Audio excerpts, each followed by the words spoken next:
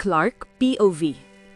Binuhat ko siya papunta sa kotse ko na kanina pa naghihintay sa di kalayuan. Matapos niyang tawagin ang pangalan ko sa naninginig na boses, bigla siyang nahimatay. Mabuti na lang at niyakap ko siya ng mga oras na iyon, kaya nasalo ko siya. "Sir, ako na po," wika ng driver ko. Umiling ako para sabihin sa kanya na ayos lang. Kahit ano pa man ang kalagayan ko, mananatili akong matatag. Palagi akong magkakaroon ng lakas para buhatin siya. Nang mailagay ko siya sa likurang upunan, agad akong umupo sa tabi niya. Kinuha ang jacket na dala ko, isinuot ito sa kanya at isinandal siya sa balikat ko. Basang-basa na siya, pero hindi ko maiwasang mapatingin sa halos matuyo ng luha sa pisngi niya. Hindi ko maiwasang masaktan dahil alam kong nasasaktan siya ngayon. Hinaplos ko ang pisngi niya. Diyos ko, ilang beses ko na ba siyang gustong yakapin ng ganito? Sinenyasan ko ang driver ko na magmaneho papunta sa isa sa mga rest house ko dito sa San Victoria. Mahigpit ko siyang niyakap. Alam ko na ang nangyari. Sinusundan ko siya palagi hanggang dito. Diyos ko, alam ng Diyos kung gaano ko siya gustong puntahan kanina habang pinagtatabuyan siya ng lalaking yon. Pero pinigilan ko ang sarili ko. Gusto ko talaga siyang yakapin at patigilin sa pag-iyak dahil alam ng Diyos na nasasaktan ako habang nakikita siyang nagmamakaawa na kausapin siya ng lalaking mahal na niya ngayon. Ilang beses ko nang pinigilan ang sarili kong tawagan siya, pero pinigilan ko dahil gusto kong malaman niya ang kailangan niyang malaman. Kahit ilang beses akong maghintay, gagawin ko. Hindi ko siya masisisi kung bakit niya ipinakita ang ganoong pagtrato kay Danica. Nasasaktan siya at naiintindihan ko iyon. Habang pinagmamasdan silang dalawa mula sa malayo sa gitna ng ulan, habang nakikita ko kung paano siya niyayakap ni Danica at habang nakikita ko kung ilang beses pinigilan ni Chase ang sarili na yakapin siya pabalik, unti-unti kong napagtanto na mahal nila ang isa't isa. Nakikita ko kung paano nila gustong yakapin ng isa't isa, ngunit pareho silang nasasaktan. Pareho silang nasasaktan. Isang mapait na ngiti ang kumawala sa aking mga labi habang dahan-dahan na nakatitig sa kanya. Nasasaktan din ako. Naku, nasasaktan din ako. At hindi ko alam kung paano kakayanin ng puso ko ang sakit na nararamdaman ko. Agad kong ipinikit ang aking mga mata dahil sa mga luha ko. "Mahal na mahal kita," I whispered to her before I wiped my tears. Kahit anong mangyari ay tatanggapin ko hanggat nasa akin siya ngayon. Even if she pushes me away when she wakes up, I will accept it. I can endure it. Just to borrow her and be with her even for a short time while I am still here. Kahit lumuhod ako sa harap niya at humingi ng kaunting atensyon niya, gagawin ko. Kahit paulit-ulit niya akong sinasabing hindi na ako ang mahal niya, ayos lang. Tatanggapin ko. Titiisin ko. Hahayaan ko siyang ilabas lahat ng sakit na nararamdaman niya ngayon. Kahit sabihin niya sa akin kung gaano niya kamahal si Chase, ayos lang. Dahil ang gusto ko lang ay makasama siya, kahit sandali lang. Alam kong hindi na niya ako tatanggapin sa buhay niya. Pero bago siya umalis sa piling ko at bumalik sa mahal niya, susubukan ko. Susubukan ko sa huling pagkakataon na ibalik siya sa akin. Sa ngayon, hahayaan ko muna siyang umiyak sa aking mga bisig. Ako ang magiging balikat niya na kakaiyakan, kahit na kailangan ko ring ng balikat na masasandalan at iyakan. Andito na po tayo, sir. Immediately carried her down from the car and entered my rest house. I called the maid who takes care of this place. Sinabi kong bihisin niya si Danica at paglutuan. Hinalikan ko muna ang noon niya bago lumabas sandali para makapagpalit na rin ako ng damit. After that, I called someone alam kong malalapitan ko. "Hello?" Narinig ko sa kabilang linya. "Nasaan ka?" Diretso kong tanong. May narinig akong ingay sa kabilang linya pero binaliwala ko na lang. "Roxas, wakit?" "Magaling, punta ka sa rest house ko sa San Vic." Agad kong sabi. "Pwede ba, Clark?" Naiinis niyang sabi. Umupo ako sa sofa. "Kasama mo ba ang kasintahan mo?" Tanong ko. "Oo, bakit?" Isang ngiti ang kumawala sa aking mga labi nang marinig ko ang sinabi niya. "Mabuti naman at nahanap mo na siya," sabi ko. Narinig kong tumawa siya sa kabilang linya bago siya sumagot. Pahirapan pa nga at medyo awkward. "Dalhin mo siya rito, Patrick. Kailangan niyang i-check si Danica," sabi ko bago ibinaba ang tawag. Bigla akong nahilo sa upuan ko dahil sumakit na naman ang ulo ko. Nako, nakakalimutan ko na naman bang uminom ng gamot? Itinaas ko ang kamay ko at tinignan ang pulso ko na agad akong napangiwi. I looked around the house. Isa sana to sa rest house namin dalawa. Napahilamos ako sa mukha ko. Hindi ko na muna pinuntahan si Danica sa kwarto ko matapos siyang bihisan. After a few moments, Patrick arrived with Radley following behind him. Naitangguhan ko sila. Bakit nandito si Danica? Bungad na tanong agad ni Patrick. Nasaan si Danica? Anong nangyari sa kanya? Tanong ni Radley. Halata sa boses niya ang pag-alala. Hindi ko sinagot ang tanong ni Patrick. Sa halip ay tumingin ako ng diretsyo kay Radley. Nabasa siya ng ulan at baka may lagnat siya. Namumutla rin siya. Puntahan mo siya, tignan mo. Utos ko. Inutusan ko ang katulong na dalhin si Radley sa kwarto ko kung saan naroon si Danica, na agad naman itong sinunod. Pinanood ko sila habang paakyat sila sa taas. Si Radley ang doktor ni Danica at alam kong mapagkakatiwalaan ko siya. Bumalik ako sa pagkaupo nang kaming dalawa na lang ang naiwan. Bakit siya nandito? Nako, ano na naman bang ginawa mo? Tanong agad ni Patrick. Wala akong nagawa kundi sabihin sa kanya ang dahilan at sa huli, tumingin siya sa akin ng may bahagyang ngiti. Hindi ka ba titigil? Tanong niya. Umiling ako. Hanggang nabubuhay ako, susubukan kong bawiin siya. Bro, look at yourself. Maawa ka naman sa sarili mo. Huwag kang mag-alala, Patrick. Kaya ko ang sarili ko. Sabi ko bago tumahimik ang pita namin. Naguguluhan ang isip ko. Ramdam ko pa rin ang sakit ng ulo ko pero pilit ko itong dingaliwala. Ilang minuto ang lumipas bago bumaba si Radley, dala ang mga gamit niya, na agad namang sinilubong ni Patrick. Agad akong tumayo. Kumusta na siya? Tanong ko. He sighed deeply and looked seriously at Patrick. Bago lumipat ang tingin nito sa akin, he didn't speak which made me worried. Bakit? Tanong ni Patrick. Hinarap niya ako at halos hindi ko maitago ang gulat at pagtataka sa sunod niyang sinabi. Ikaw ba ang ama? Ano? Halos mabulong kong tugon. Ikaw ba kamo ang ama? Pag-ulit niya. Anong ibig mong sabihin, my loves? Wika ni Patrick. Akala ko'y nadurog na ang puso ko pero mas lalong nadurog ang puso ko nang marinig ko ang mga sumunod niyang sunabi. 3 linggo nang buntis si Danica. Danica POV. Unti-unti kong minulat ang mga mata ko at halos mapapikit akong muli nang biglang kumirot ang ulo ko sa sakit. Pero di kalaunan ay bigla akong ipaupo nang maalalang nangyari. Ang hapding nararamdaman ng mata ko ay mas hahapdi pa ata dahil sa nagbabadya ko na namang luha. Chase! Mahinang usal ko. I immediately stood up when I remembered how he cried in front of me, pero napaupo lang akong muli dahil sa sakit ng katawan na nararamdaman ko. What the heck? Sobrang sakit din ng ulo ko.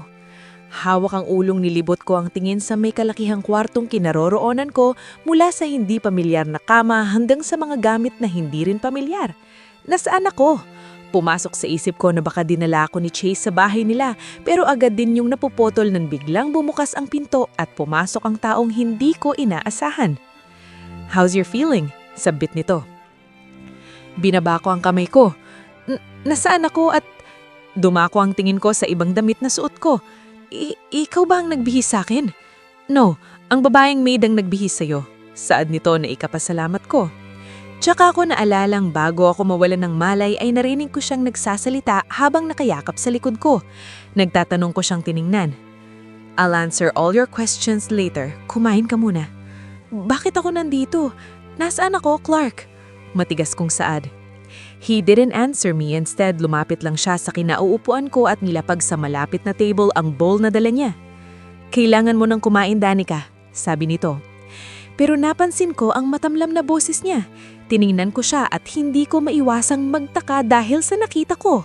What I saw on TV is not a joke. Ang laki ng pinayat ni Clark. Ang mukha niyang malinis noon ay natutubuan ng mga bigote ngayon. Nakikita ko rin kung gaano siya kapagod pero pilit niya itong itinatago. Kailangan kong puntahan si Chase, direksong sambit ko. Nakita ko ang saglit na napagdaanan ng sakit sa mga mata niya. Don't worry, nandito pa din tayo sa lugar nila. Just please, eat first. Pagmamakaawa nito, pero hindi ko siya pinansin. Gusto kong makita si Chase, gusto ko siyang kausapin, gusto kong ayusin namin ang lahat dahil hindi ko siya kayang mawala. Mabilis akong umiling at tumayo, pero agad niya akong hinawakan na ikinawaksi ko ng kamay niya. Ano ba, Clark? I need to see him! Sigaw ko sa harapan niya. Hindi ko kayang manatili dito. Hindi din ako alam kung paano siya napunta dito kahit na may ideya na akong sinusundan niya ako. Ayokong malaman pa to ni Chase. Ayokong dumagdag pa to sa problema naming dalawa. Danica, you both need time. He needs time, Danica. Kalaunang saad nito na ikinatigil ko. He looked at me and I can see the pain in his eyes at alam kong ganun din ang nakikita niya sa mga mata ko ngayon. Muli siyang nagsalita. Give him time to think, Danica. Dumito ka muna sa ngayon. Rest and give time to yourself to process everything. Mabibigat na salitang binitawan niya. Ihahatid kita sa kanya. Pangako. Dahil sa sinabi niya ay dahan-dahan akong napabalik sa pagkaupo at hindi ko maiwasang humikbik sa harapan niya. Anong ginawa ko? Sunod-sunod ang paghikbik na ginawa ko at hindi ko na magawang magwala nang hinila niya akong yakapin. All I want to do is to cry my heart out. Bring me to him, Clark. Umiiyak kong saad. Bibigyan ko siya ng oras, ng panahon. Kahit 3 araw o 1 linggo pa, titiisin ko at kahit ayaw ko man, ay mananatili muna ako dito sa ngayon. Kapag kaya ko na, tsaka ako aalis at hahanap ng ibang matutuluyan bago bumalik sa kanya. Kailangan niya lang ng panahon para mag-isip. Alam kong mahal niya ako. Mahal ako ni Chase. I will. Mahinang saad nito. Hindi ko makita ang mukha niya dahil sa nakaupo ako at nakatayo siya. Ilang minuto pa akong umiyak hanggang sa unti-unti niya na akong binitawan. Kumain ka na at inumin mo tong gamot. Pagtukoy nito sa gamot na nasa mesa. Inabot nito sa akin ang bowl na may lamang pagkain. Want me to feed you? Agad akong umiling sa tanong niya at inabot ko na lang ang pagkain at nilagay ito sa kandungan ko dahil sa nanginginig na kamay. Let's wipe your tears first. Lumuhod siya sa harapan ko at pinunasan ng tisyo ang pisngi ko. Bigla akong nailang kaya umiwas ako sa mulisa ng pagpunas niya.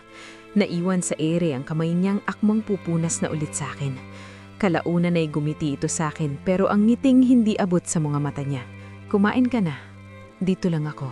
Saad nito at umupo sa sofa sa gilid ng kama. Hindi ako nagsalita at sinimulang kainin ng lugaw na nasa pinggan. Wala man akong gana pero pakilamdam ko ay kailangan kong kumain. Pero nakailang subo pa lang ako ay agad na ding umayaw ang sikmura ko. Nilapag ko sa mesa ang hindi nakakahalahating pagkain tsaka ininom ang gamot na naroon. Lumipat ang tingin ko sa kanya na prenting nakaupo sa upuan. Clark? Paos na boses na tawag ko sa kanya. Agad naman siyang tumayo at lumapit sa akin pero bago pagawain ay agad ko siyang inilingan. Diyan ka lang, huwag kang lulapit. Ayokong mapalapit pa sa kanya. Ayokong lumapit siya sa akin. Hindi sa kadahilanan dahil naaapektuhan pa ako kundi dahil sa kadahilanang hindi ko na siya mahanap sa buhay ko. Kahit anong gawin ko, hindi na siyang sinisigaw at tinitibok ng puso ko. Dahan-dahan na patango siya sa akin at muling umatras bago bumalik sa pagkakaupo. Are you full? Tanong nito. Sinong ama ni Zaya? Halatang nagulat siya sa tanong ko pero hindi ko na kayang patagalin pa ang lahat. Masakit pa ang ulo mo. Para isahang sakit na lang, naisagot ko. Muli ko siyang tinitigan at kita niya ngayon sa mga mata ko ang desperasyong malaman ng lahat. Kilala mo ba ang tatay ni Zaya? Sinusukat niya pa ang emosyon ko bago niya nakuhang magsalita. I know him. His name is Chris Aylan Monterial. Napatigil ako nang marinig ang pangalang sinabi niya. He's indeed his brother. Pangalan pa lang nila ay magkalapit na. Isa siya sa ex ni Joy. Dugtong niya. Paano mo nalaman siyang ama ni Zaya? Tanong ko. Do you remember Allison, your makeup and hair stylist? Tanong din nito. Kumunot ang noo ko nang maalala siya. She's the one who told me about the story tungkol sa babaeng nagpa-heart transplant at mabilis na nagtatanong ang tinging na binigay ko sa kanya. Anong meron sa kanya? She's Joy's half-sister. A week after I secretly found out that I'm not Zaya's biological father, she approached me and she tells me everything. Sinabi nang hindi ako ang tunay na ama ng anak ng ate niya at niluloko lang ako ni Joy. She told me that Zaya's father is Chris Aylan Monterial, ang kuya ni Chase. Allison is Joy's half-sister? That's why nasasabi kong may kamukha siyang tao. Pero, bakit niya man sinabi sa'yo? May galit ba siya kay Joy? Hindi ko maiwasang itanong. Because she loves him. Mahal niya ang ama ni Zaya pero ang mahal nito ay si Joy. Nagulat ako sa sinagot nito. When I asked her kung nasaan ang ama ni Zaya, sinabi niyang wala na ito. Napatigil ako sa huli niyang sinabi. Hindi ko magawang ipasok lahat sa utak ko ang mga nalalaman ko. But suddenly, I remember her story. At ngayon alam kong ako ang tinutukoy niya. Tumingin ako sa kamay kong nakakuyom. Alam niyang hawak ko ang puso ng kuya ni Chase. Mahinang saad ko sapat lang para marinig niya. Malalim siyang napabuntong hininga. I don't know about that, Danica. Matlamlay ang matang tiningnan niya ako. Huli ko la din nalaman na siya ang donor mo. Napaangat ang tingin ko sa kanya. Alam mo, hindi makapaniwalang tanong ko. I have my ways, Danica. At first, wala na akong pakialam doon dahil maayos ko namang nabibigay ang pangangailangan ni Zaya. And I thought he was also sick, kaya naging donor mo. Tumigil siya sa pagsasalita nang bigla siyang mapahawak sa ulo niya, pero agad din naman niyang itong inalis bago tinuloy ang pagsasalita. Not until Chase shows up. I ran a background info about him at nalaman kong magkapatid sila at matagal na siyang nawawala at pinapahanap. Siguro mali nga ako nang hindi ko pinilit si Papa at si Doc Radley na alamin ang pangalan ng donor ko. Dahil kung alam ko lang, sana maaga ko patong naayos. Hindi pa ganito kasakit ang epekto sa akin at sa aming dalawa ni Chase. Muling bumalik ang tingin ko sa taong mas nakakaalam pa ng lahat. Rest, Danica. Magpahinga ka na muna sa ngayon. Pagpuputol niya sa sasabihin ko. Pipigilan ko pa sana siya dahil may gusto pa akong itanong. Pero dali-dali na siyang lumabas ng pinto nang hindi man lang ako tinitingnan. Napabuntong hininga ako at humiga sa kama. Napahawak ako sa puso ko. Malakas pa din ang pagpintig nito at kung pwede ko lang pakalmahin ay ginawa ko na. Muli na namang lumandas ang mga luha sa mata ko. Hinahabol pa din pala ako ng nakaraan. The past keeps on haunting me at wala akong magawa dahil kahit anong diretsyo ko ay pinakabalik pa din ako nito. Dahil na din sa bigat ng ulo na nararamdaman ko ay hindi ko na malayang nakatulog na pala ako at nagising na lang ako pasado 11:00 na ng gabi. Tahimik ang buong paligid at nakaramdam ako ng uhaw. Wala na ding natirang tubig sa basong ininuman ko kanina, kaya napagpasyahan kong bumaba. Kahit papaano'y hindi na ganun pa nang hihina ang katawan ko at natigil na din ang paninginig ko. Pero sa bawat hakbang na ginagawa ko sa malamig na sahig, ay hindi ko mapigilang isipin si Chase. Nasasaktan pa din ako at higit sa lahat natatakot akong totoo ang mga sinabi niya. Pagbaba ko ng hagdan ay natagpuan ko ang kusina dahil nakailaw ito. Akmang papasok na ako doon nang napatigil ako dahil sa bigla kong narinig. Bakit parang may nagsusuka? Unti-unti ko pang nilalapit ang pako hanggang sa marinig ko ulit ang ingay.